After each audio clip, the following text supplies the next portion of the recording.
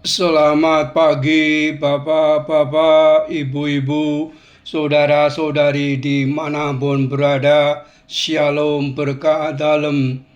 Berjumpa kembali dengan Sugeng Pramono dalam renungan Yohanes 6 ayat 16 sampai 21. Penginjil berjalan di atas air. Injil Yohanes memaparkan kisah Tuhan Yesus berjalan di atas air dengan singkat. Namun kita dapat membandingkan kisah ini dengan yang ada dalam Injil Matius dan Markus. Matius dan Markus menceritakan bahwa Tuhan Yesuslah yang memerintahkan murid-muridnya naik ke perahu menyeberang danau. Matius 14 ayat 22, Markus 6 ayat 45. Ada nada mendesak dalam perintah Tuhan Yesus. Kita tidak tahu apa yang mendesak Tuhan Yesus sampai kita membaca Injil Yohanes ini. Rupanya beliau mendesak para murid agar menjauhi orang banyak yang ingin menjadikannya raja. Karena Tuhan Yesus tidak ingin para muridnya terpengaruh. Ayat 15. Para murid sudah berada di dalam perahu dan sedang dalam perjalanan menyeberang ketika Tuhan Yesus selesai berdoa. Maka cuma ada satu jalan bagi beliau mencapai Kapernaum, yaitu berjalan mengelilingi Danau Galilea.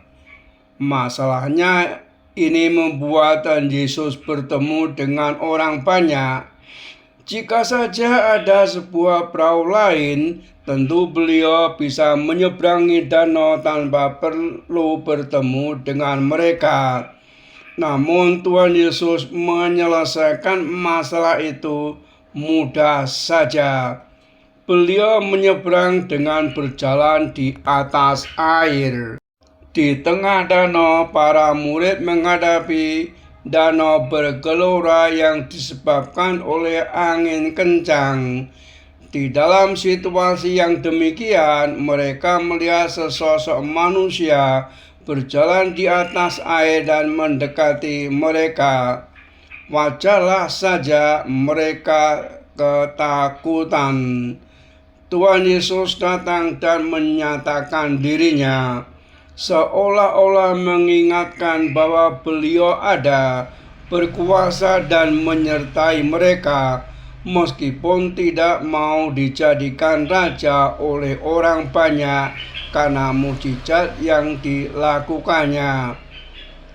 Ketaatan pada perintah Tuhan tidak lantas menjamin bahwa mereka akan menghadapi jalan mulus tanpa kesulitan. Namun yang terindah dari datangnya situasi sulit, Yesus tidak tinggal diam. Beliau selalu menyertai kita. Meskipun terasa jauh, beliau berdoa untuk kita, tahu apa yang terjadi karena selalu memperhatikan kita. Di tengah segala pergumulan, alangkah terhibur hati kita mengetahui bahwa Tuhan yang berdaulat peduli pada setiap pergumulan kita.